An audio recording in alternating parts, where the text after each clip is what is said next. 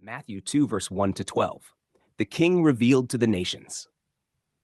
In the days of Herod the Great, after Jesus was born in Bethlehem of Judea, wise men from the east arrived in Jerusalem, saying, "Where is he who has been born King of the Jews?" From the beginning, Matthew frames the scene with tension. A true king has been born, yet another king already sits on the throne. The narrative unfolds under the shadow of a dying regime and the dawning of a greater dominion. The troubled throne. Herod hears of a rival, king of the Jews, and he is troubled, and all Jerusalem with him. The city aligned with Herod trembles at the thought of a new sovereign. The disturbance is not merely political, it is covenantal. The old order centered in Jerusalem stands on the brink of displacement. The child in Bethlehem represents more than a local birth. He embodies the fulfillment of Israel's story and the turning of the ages. Herod gathers the chief priests and scribes, demanding to know where the Messiah was to be born.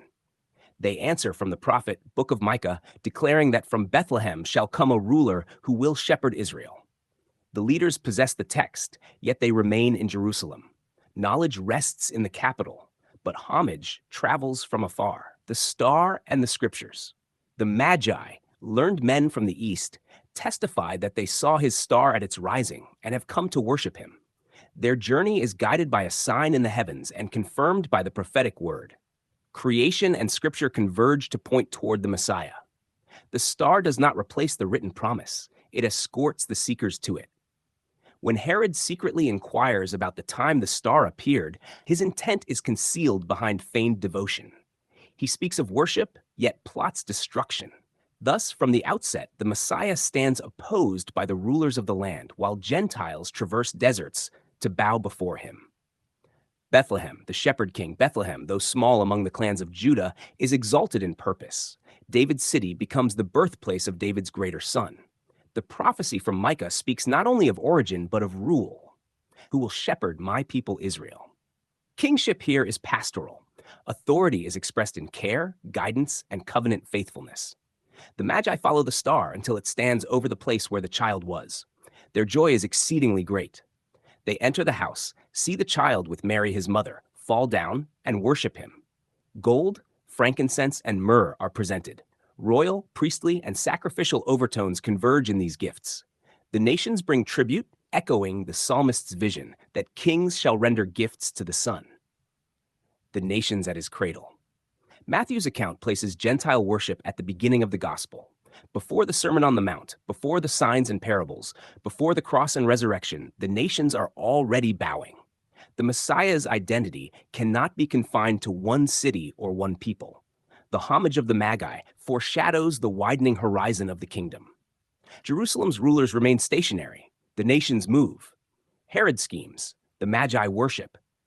The contrast anticipates the pattern that will unfold throughout the gospel. Rejection by many within Israel's leadership and reception among those once considered far off. Divine intervention and the unraveling of power.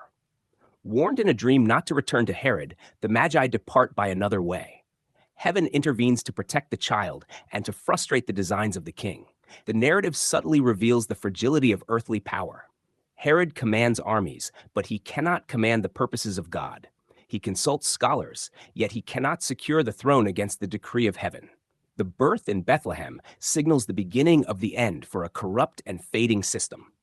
The true king has come, not with legions, but in humility. His reign does not arise from Jerusalem's palace, but from prophetic promise and divine appointment. The dawn of a new reign. Matthew 2, verse 112 stands as a proclamation that the long-expected ruler has appeared. The prophets spoke. The heavens testified, the nations responded. The child in Bethlehem is king, not by political intrigue, but by covenant fulfillment. In the presence of this king, earthly thrones tremble, and distant nations draw near. Thus the gospel opens with worship and with warning. Worship from afar, and warning to every power that exalts itself against the Lord's anointed. The star fades, the Magi depart, but the reign that has begun will not be extinguished.